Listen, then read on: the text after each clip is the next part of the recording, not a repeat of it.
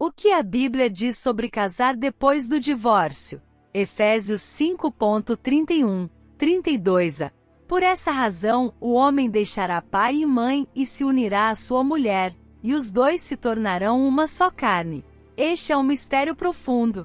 Efésios 5:31, 32a. Tudo que diz respeito à vida do cristão é discutido na Bíblia, que oferece orientação segura para todas as áreas da vida, às vezes indiretamente, mas sempre claramente. O tema do divórcio e do novo casamento é destes tratados diretamente. Podemos até ter nossas opiniões, que geralmente não são nossas, mas do século em que vivemos, mas desejamos ser moldados pela palavra de Deus, por uma questão de obediência e por uma questão de sabedoria ou bom senso. Princípios gerais. Antes de tratarmos do tema especificamente, precisamos reafirmar os princípios gerais para a vida familiar neste contexto. 1.1. Em todas as questões da vida, inclusive na conjugal, precisamos nos lembrar que fomos feitos para o louvor da glória de Deus. O ideal de vida para o cristão está expresso em toda a Bíblia. Num deles, o convite é claramente apresentado: salva-nos, Senhor, nosso Deus. Ajunta-nos dentre as nações para que demos graças ao teu santo nome e façamos do teu louvor a nossa glória. Salmo 106.47. Noutro texto, os cristãos somos definidos em função dessa glória a ser buscada como razão da própria existência, em Cristo, e fomos também escolhidos, tendo sido predestinados conforme o plano daquele que faz todas as coisas segundo o propósito da sua vontade, a fim de que nós, os que primeiro esperamos em Cristo, sejamos para o louvor da sua glória. Quando vocês ouviram e creram na palavra da verdade, o evangelho que os salvou, vocês foram selados em Cristo com o Espírito Santo da promessa, que é a garantia da nossa herança até a redenção daqueles que pertencem a Deus, para o louvor da sua glória. Efésios 1 de novembro de 14. Este é o hedonismo que vale a pena. Viver para o louvor da glória de Deus é viver uma vida que testemunha quem Deus é. 1.2. O casamento é a oportunidade estabelecida por Deus para a completação da vida por meio da complementariedade da união conjugal. A narrativa da criação, ou melhor, do estabelecimento da união conjugal, não deixa dúvida para isto. Assim o homem deu nomes a todos os rebanhos domésticos, às aves do céu e a todos os animais selvagens. Todavia não se encontrou para o homem alguém que o auxiliasse e lhe correspondesse. Então o Senhor Deus fez o homem cair em profundo sono, e enquanto este dormia, tirou-lhe uma das costelas, fechando o lugar com carne. Com a costela que havia tirado do homem, o Senhor Deus fez uma mulher e a levou até ele. Disse então o homem: esta sim, é osso dos meus ossos e carne da minha carne. Ela será chamada mulher, porque do homem foi tirada. Por essa razão, o homem deixará pai e mãe, e se unirá à sua mulher, e eles se tornarão uma só carne. Gênesis 2:20-24. 1.3. O casamento é um compromisso para sempre. O ideal de Deus é a indissolubilidade do casamento. O casamento é para sempre. Este é o ideal de Deus. A recomendação de Jesus é bastante clara. Porquanto o que Deus ajuntou, não o separe o homem. Marcos 10.9. Assim já não são mais dois, mas um só carne. Portanto o que Deus ajuntou, não o separe o homem. Mateus 19.6. 1.4.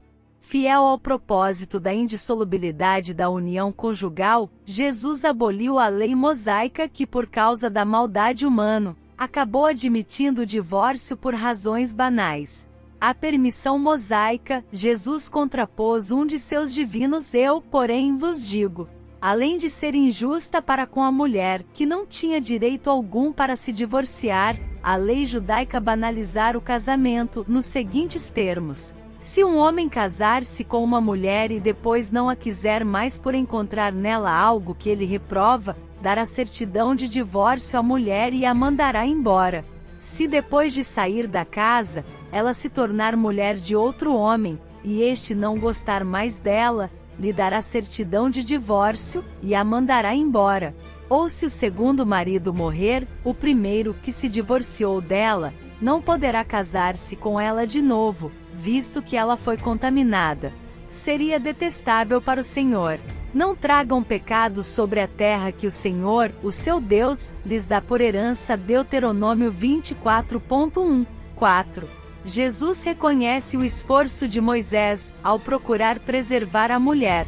Naquela época, uma mulher separada, quer dizer, abandonada, não tinha sequer como sobreviver, porque a sua sobrevivência se dava no interior do casamento. Diante de situações concretas, Moisés queria que, pelo menos diante do inevitável, que a mulher pudesse ficar liberada para um novo casamento. Jesus também tem o mesmo interesse e por isto, é ainda mais radical, sempre pensando na proteção das mulheres. Foi dito: aquele que se divorciar de sua mulher deverá dar-lhe certidão de divórcio. Mas eu lhes digo que todo aquele que se divorciar de sua mulher, exceto por imoralidade sexual, faz que ela se torne adúltera. E quem se casar com a mulher divorciada estará cometendo adultério. Mateus 5, 31-32. 1.5. Longe da banalização verificada na prática do Antigo Testamento, o Novo Testamento admite a existência de situações absolutamente extremas e totalmente fora da vontade de Deus em que o divórcio é admissível. Há, portanto, cláusulas de exceção à indissolubilidade. Estas cláusulas são apresentadas em decorrência do pecado humano.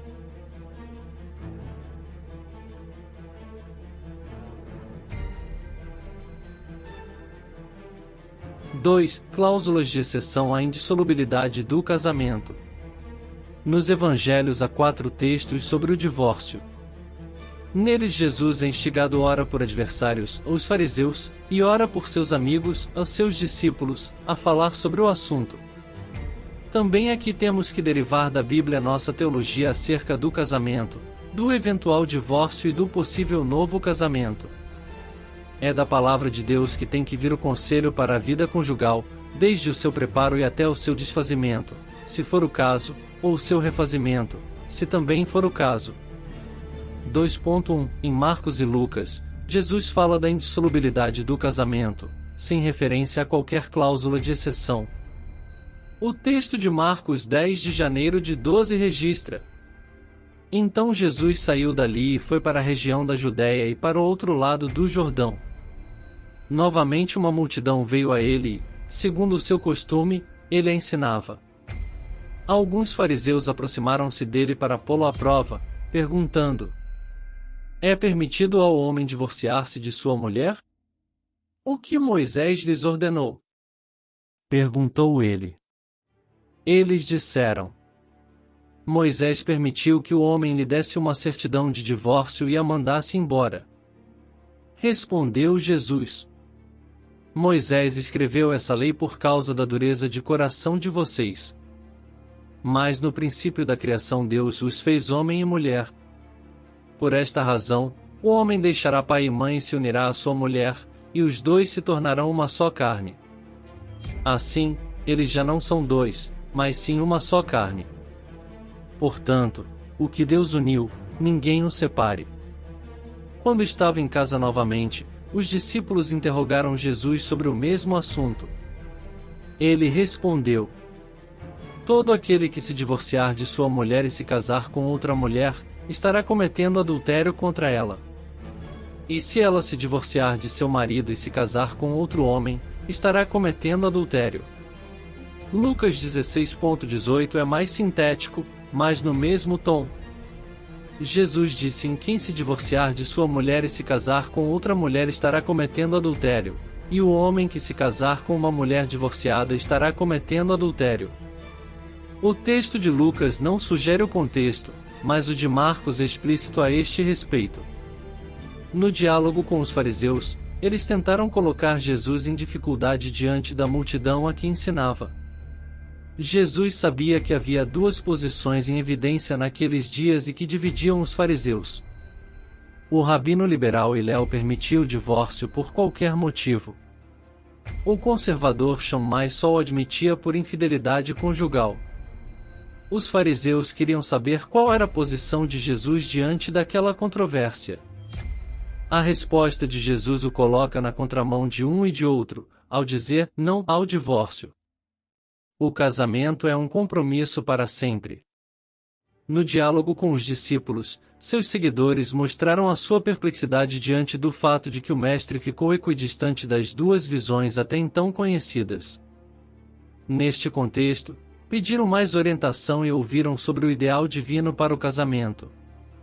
2.2 Os dois textos de Mateus introduzem a cláusula do divórcio, admitido por Jesus em apenas uma situação, em a da porneia. Os dois textos de Mateus sobre o divórcio põem o complemento da exceção. Jesus respondeu: foi dito, aquele que se divorciar de sua mulher deverá dar-lhe certidão de divórcio. Mas eu lhes digo que todo aquele que se divorciar de sua mulher, exceto por imoralidade sexual, faz que ela se torne adúltera, e quem se casar com a mulher divorciada estará cometendo adultério. Mateus 5.31, 32. Jesus respondeu: e Moisés permitiu que vocês se divorciassem de suas mulheres por causa da dureza de coração de vocês. Mas não foi assim desde o princípio. Eu lhes digo que todo aquele que se divorciar de sua mulher, exceto por imoralidade sexual, e se casar com outra mulher, estará cometendo adultério. Mateus 19.8, 9. O texto essencial é Mateus 19 de março de 12, que precisa ser lido integralmente. Alguns fariseus aproximaram-se dele para pô-lo à prova. E perguntaram-lhe: é permitido ao homem divorciar-se de sua mulher por qualquer motivo? Ele respondeu: vocês não leram que, no princípio, o Criador os fez homem e mulher? E disse: por essa razão, o homem deixará pai e mãe e se unirá à sua mulher, e os dois se tornarão uma só carne. Assim, eles já não são dois, mas sim uma só carne. Portanto, o que Deus uniu, ninguém separe. Perguntaram eles: então, por que Moisés mandou dar uma certidão de divórcio à mulher e mandá-la embora? Jesus respondeu: Moisés permitiu que vocês se divorciassem de suas mulheres por causa da dureza de coração de vocês. Mas não foi assim desde o princípio. Eu lhes digo que todo aquele que se divorciar de sua mulher, exceto por imoralidade sexual, e se casar com outra mulher, estará cometendo adultério. Os discípulos lhe disseram: se está a situação entre o homem e sua mulher, é melhor não casar. Jesus respondeu: nem todos têm condições de aceitar esta palavra, somente aqueles a quem isso é dado. Alguns são eunucos porque nasceram assim, outros foram feitos assim pelos homens, outros ainda se fizeram eunucos por causa do reino dos céus. Quem puder aceitar isso, aceite. O ideal da indissolubilidade está claro. A exceção admitida está posta. Um cristão só pode desistir da união conjugal em caso de porneia por parte do seu cônjuge. Quem comete porneia e se separa, casando-se ou não, comete pecado. Quem se separa sem ter sido vítima da porneia do seu cônjuge comete pecado. Fique, então, afirmado, em 1. Jesus admite o divórcio, seguido ou não de novo casamento. 2. Jesus admite o divórcio, seguido ou não de casamento, para a vítima da porneia.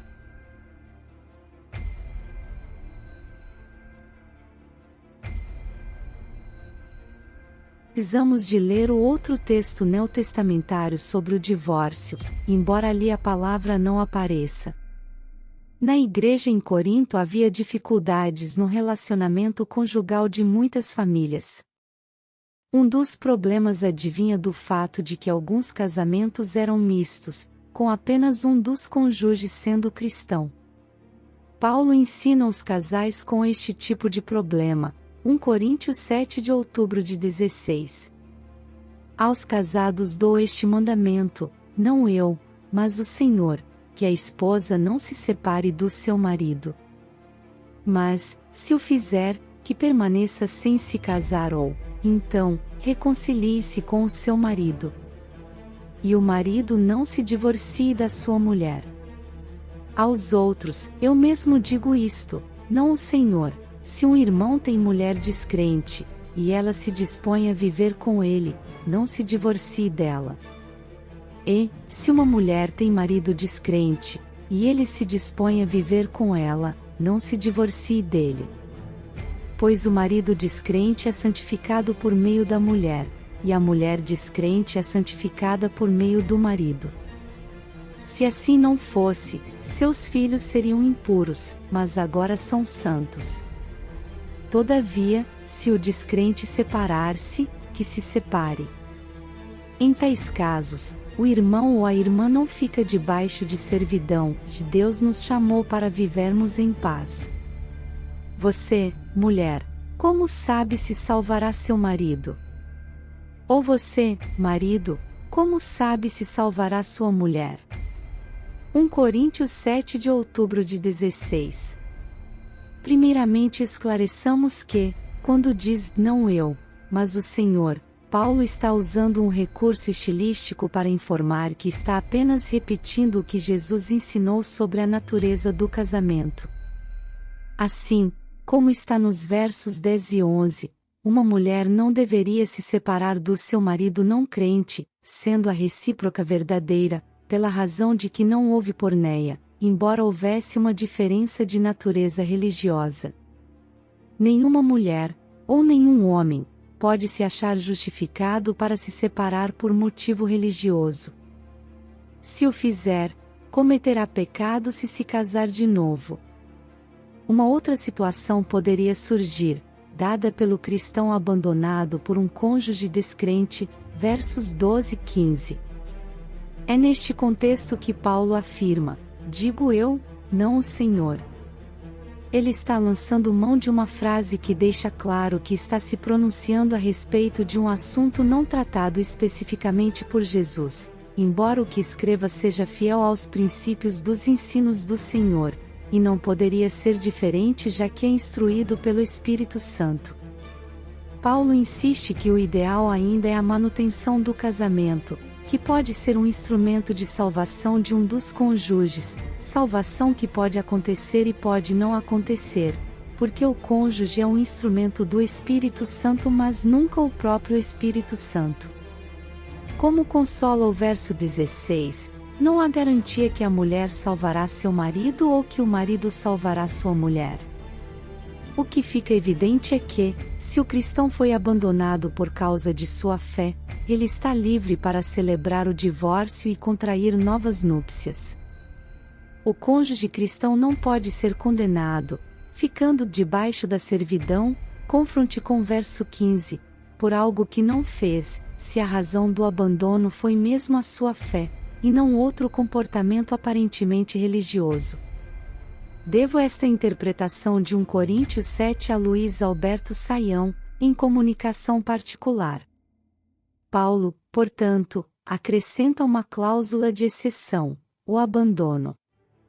O apóstolo se refere ao abandono por motivo religioso, em resposta à consulta que recebeu por parte dos coríntios. À luz do espírito de todo o parágrafo, pode-se inferir que a pessoa abandonada, por motivo religioso ou não, está livre para um novo casamento. Será preciso levar em conta, no entanto, se o abandono não é consequência do comportamento do outro, que força o abandono para se sentir livre. Este tipo de abandono forçado não está incluído nesta categoria, para não beneficiar o verdadeiro infrator. Não estão na categoria de abandono aquelas práticas sintetizadas com expressões como "não gosto mais dela dele", "o amor acabou", "nossos projetos não são mais os mesmos", "não sou mais feliz com ele e ela", "nossos gênios são incompatíveis", "não aguento o temperamento do meu cônjuge", "encontrei outra pessoa", "não sou compreendido por ele e ela", "meu cônjuge já não me atende mais", "meu cônjuge está doente irreversivelmente". Quem se separa por estas razões banais e egoísticas comete pecado. Temos até agora, então, duas cláusulas para o divórcio: porneia e abandono. 2.4 Precisamos então nos debruçar sobre a expressão porneia. O grego falado por Jesus tinha duas palavras para comportamentos imorais. Uma era moicheia, usada para o adultério, infidelidade conjugal. Nesses textos, Jesus usa a palavra porneia, que inclui o adultério, mas é mais que adultério. Porneia é imoralidade sexual, expressão em que podem estar as práticas do adultério, do homossexualismo, da pedofilia, do incesto e de qualquer perversão sexual. A maioria das separações se dá mesmo por porneia. Está livre, portanto, para um novo relacionamento conjugal o cristão que não perdoou, e ninguém é obrigado a fazê-lo, o adultério, a prática homossexual, o comportamento pedófilo ou a perversão sexual do seu cônjuge, que pode incluir ainda a exigência, palavra por si mesma repugnante num relacionamento de amor, de práticas sexuais pervertidas ou mesmo a recusa à vida sexual ativa, que preocupava o apóstolo Paulo, que introduziu uma advertência à recusa ao intercurso sexual, confronte com 1 Coríntios 7.45, esta também uma perversão.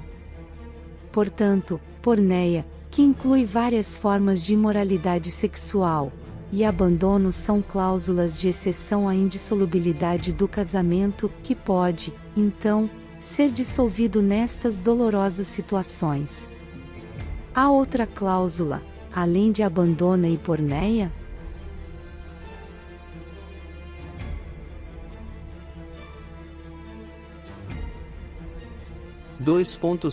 Lemos em Gênesis 2.20-25 o ideal do casamento. Assim o homem deu nomes a todos os rebanhos domésticos, às aves do céu e a todos os animais selvagens. Todavia não se encontrou para o homem alguém que o auxiliasse e lhe correspondesse. Então o Senhor Deus fez o homem cair em profundo sono e, enquanto este dormia, tirou-lhe uma das costelas, fechando o lugar com carne. Com a costela que havia tirado do homem, o Senhor Deus fez uma mulher e a levou até ele. Disse então o homem: Esta, sim, é osso dos meus ossos e carne da minha carne. Ela será chamada mulher, porque do homem foi tirada. Por essa razão, o homem deixará pai e mãe e se unirá à sua mulher, e eles se tornarão uma só carne. O homem e sua mulher viviam nus, e não sentiam vergonha. Gênesis 2.20-25. O casamento é entre iguais, é entre pessoas que se correspondem, que respondem um ao outro com respeito, que recebem um ao outro com alegria e prazer. A mulher foi dada ao homem para que ele se realizasse e se tornasse efetivamente gente. A recíproca é verdadeira. Não é ela para ser tratada como inferior ou como objeto ou como escrava ou como prisioneira. A recíproca é verdadeira. A mulher foi dada ao homem para a vida. A recíproca é verdadeira. Não há casamento quando há violência moral, sexual ou física. O casamento não pode ser uma ameaça à vida do outro. O casamento não pode pôr em risco a integridade física e emocional do outro.